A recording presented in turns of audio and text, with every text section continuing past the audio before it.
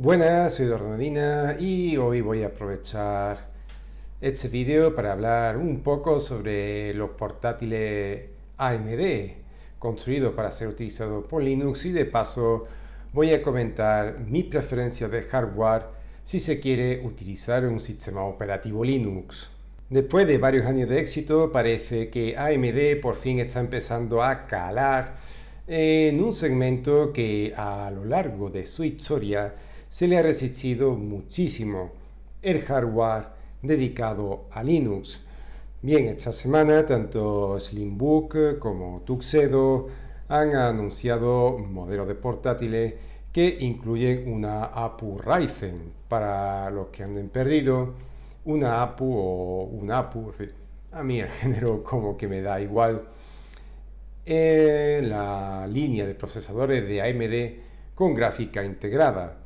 Desde mi punto de vista, que las APU de AMD y sobre todo la APU de gama alta de AMD, que para mí son las opciones más interesantes, empiecen a penetrar en el mercado, digamos, más proclive a Linux, es una muy buena noticia porque obviamente ofrece más opciones y sobre todo de cara a los portátiles hechos para funcionar con Linux, sirve para arrinconar esos modelos de gráfica de Nvidia que yo personalmente las llamo Nvidia mierders, porque claro, me refiero a esos modelos que solo se ven en los portátiles, los MX 150, en fin, esos modelos que honestamente, pues bueno, en Linux generan más inconveniente que beneficio debido a todo el argumentario que he explicado en dos vídeos anteriores y que podréis encontrar en la descripción, y también al pobre soporte de Optimus que hay para Linux.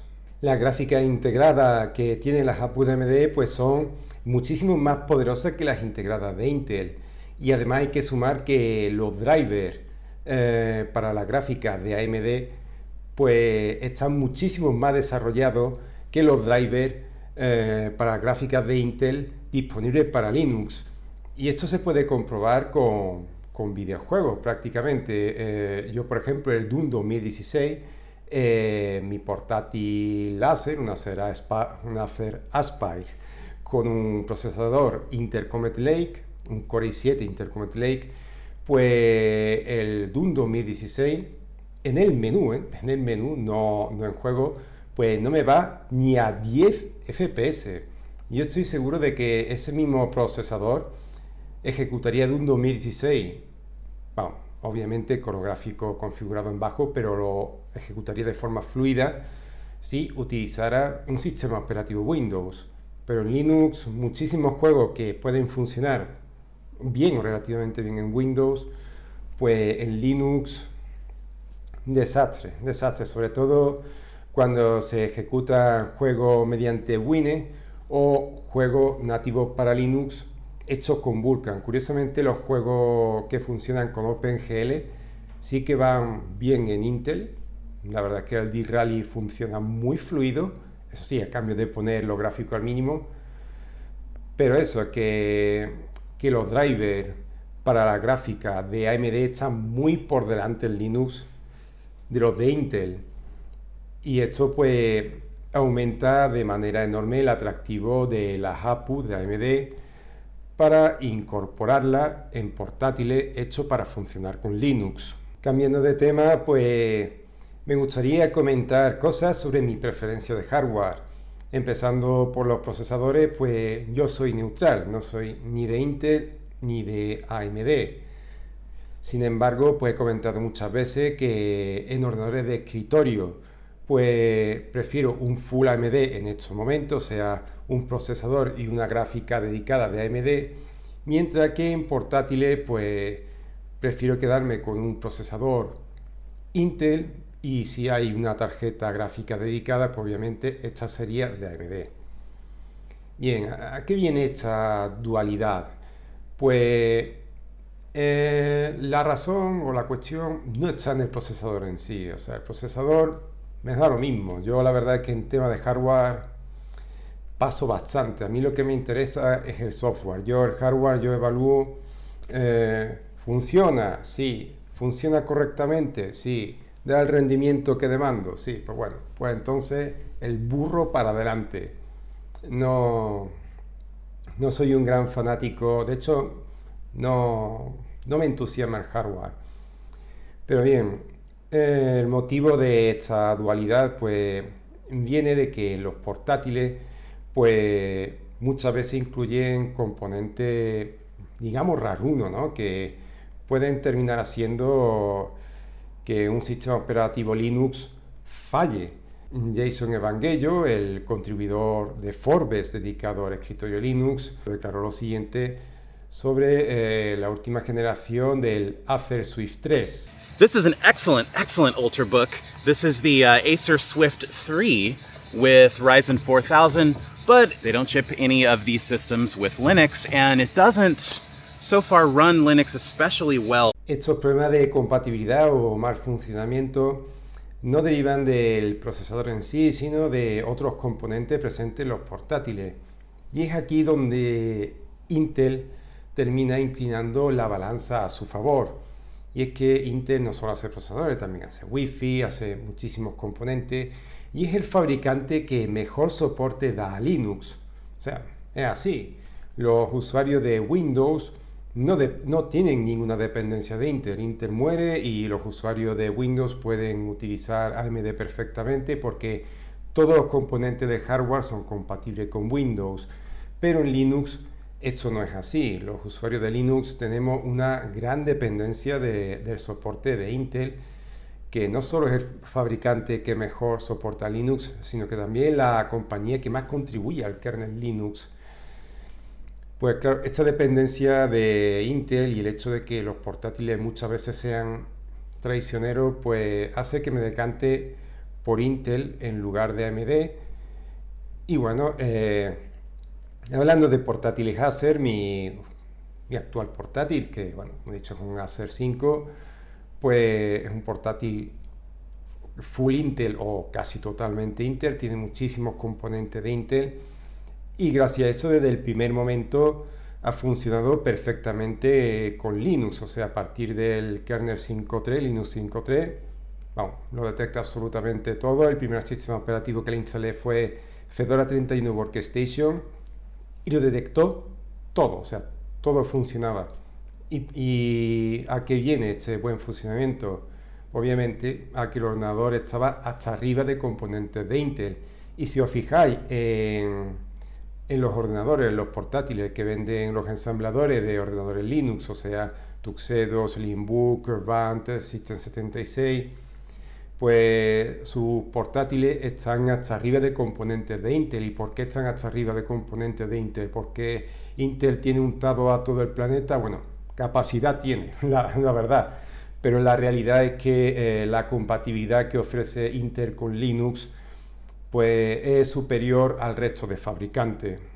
De hecho, el Pulse 15, que es uno de los portátiles AMD que hemos cubierto esta semana en Muy Linux, pues utiliza una Wi-Fi de Intel. O sea, os podéis imaginar la gran dependencia, con cosas como esta, la gran dependencia que tiene Linux del hardware de Intel. Y es una pena porque yo no he hecho la culpa aquí a Linux, sino a unos fabricantes que suelen ser reacios a por lo menos liberar la distribución de sus drivers, su firmware, aunque siga siendo privativo.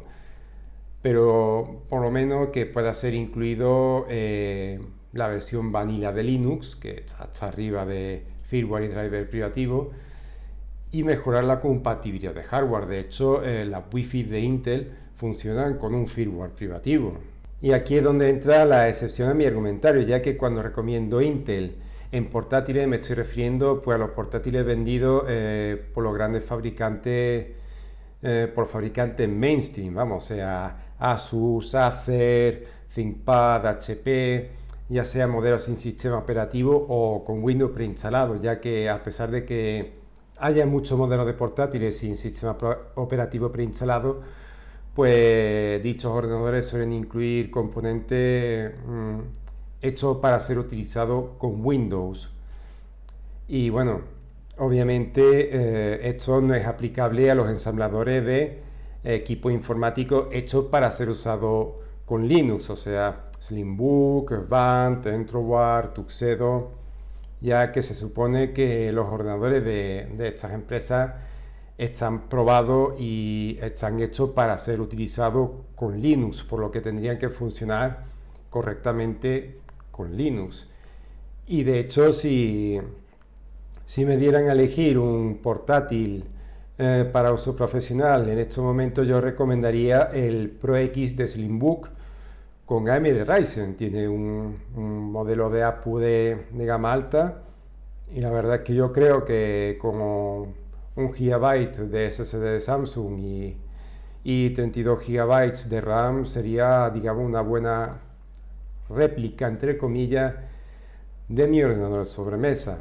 Así que el tema de los procesadores, como veis, es un poco enrevesado, ¿no? Y bueno, como digo, mi preferencia en portátiles es Intel, siempre y cuando que no estemos hablando de ordenadores procedentes de los ensambladores de equipo hechos para ser utilizados con Linux. Y de hecho, estas empresas pues muchas veces no llegan al público latinoamericano, que bueno, en líneas generales tiene más difícil acceso a estos equipos. A nivel de gráficas dedicadas, pues obviamente mi elección es muy clara. AMD, a ver el reflejo, ahí ya se ve, ya el reflejo lo esquivo un poquito. Bien, ¿por qué prefiero AMD Radeon en gráficas dedicadas? Pues en la descripción tenéis 2 vídeos exponiendo muchas cosas, así que no voy a profundizar. Simplemente voy a decir 2 cosas. Prefiero AMD porque cumple con los estándares del stack gráfico de Linux y porque el soporte de Optimus en Linux es una auténtica basura. Así de claro, o sea, no hay más. Si queréis más información, mirad los 2 vídeos de la descripción porque vais a encontrar bastante información de valor a mi parecer. También os voy a orientar en lo que respecta a tarjeta de sonido dedicada. Sí, sé que la tarjeta de sonido dedicada actualmente pues se usa muy poco debido a que los chips de sonido de Realtek por lo general ofrecen una calidad suficiente tanto para emisión como grabación de sonido, pero puede pasar que a lo mejor os encontréis un chip de sonido de Realtek que no funcione correctamente. Por ejemplo, en mi caso con el ALC 1220, el que está incluido la placa base de Asus, que, bueno, sobre la cual está montada mi Ryzen 7 1700, que en Linux es un desastre. En Windows va bien, pero en Linux es un desastre. Pues he tenido que recurrir a una tarjeta de sonido dedicada.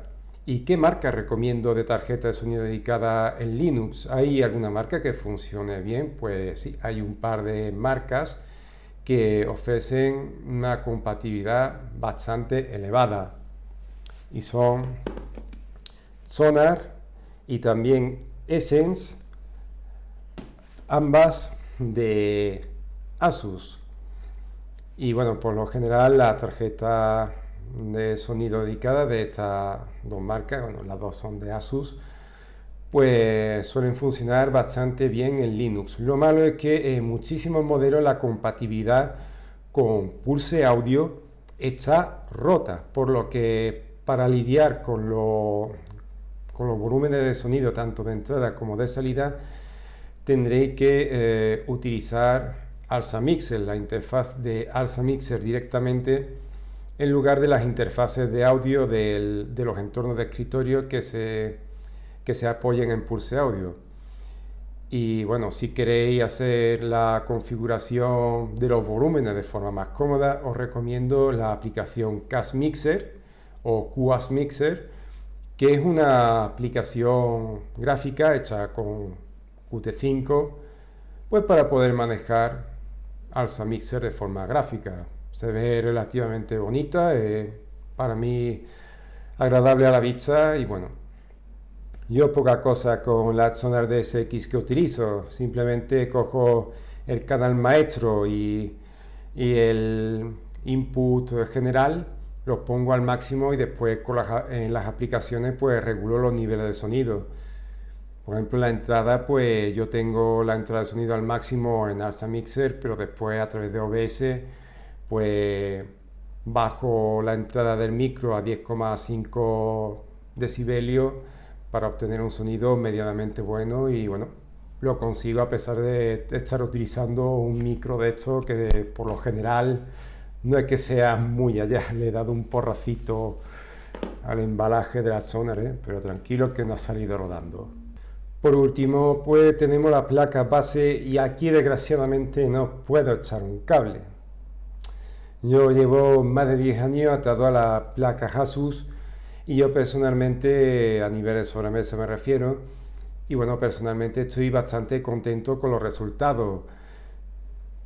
Y bueno, en el pasado la placa para procesadores AMD muchas veces incluían chipsets rarunos que no funcionaban muy bien con Linux, pero en la actualidad yo diría que los chipsets, por lo menos las placas base para ordenadores de sobremesa obviamente, están bastante estandarizados, por lo que en la actualidad la placa base, por lo menos las placas base para ordenadores de sobremesa, no tendrían que suponer un gran inconveniente para usarlo con Linux en la actualidad, ya sea Asus, Gigabyte, MSI o incluso ASRock, aunque bueno, yo tengo una muy mala experiencia con una placa ASRock que me la compré, bueno, vino en un ordenador que me compré antes de empezar a utilizar Linux y la cambié por una P5K. Pero claro, el Pentium 4 que utilizaba por entonces era solo un socket 775. Pues eso me permitió, tiempo después de cambiar la placa base a la Asus P5K, cambiar el procesador de un Pentium 4 a un Intel Core 2 Quad Q8300 que bueno, me lo compré en 2010 y me aguantó hasta el año 2017 cuando decidí relevarlo por el actual Ryzen 7 1700. Así que nada, ya he puesto todo mi argumentario sobre hardware que recomiendo a nivel de hardware para utilizarlo con Linux y sobre este asunto la verdad es que no os puedo ayudar demasiado por lo que acabo de decir, ya que yo no soy un entusiasta del hardware. Sí os puedo echar un cable a lo mejor con el tema de la gráfica, pero como falle algo a nivel de portátil, la placa base de un sobremesa, a nivel de procesador, a nivel de RAM, la cosa pinta, no digo imposible, pero inverosímil por mi parte. Así que nada, me voy despidiendo y nos vemos en el próximo vídeo. Hasta luego.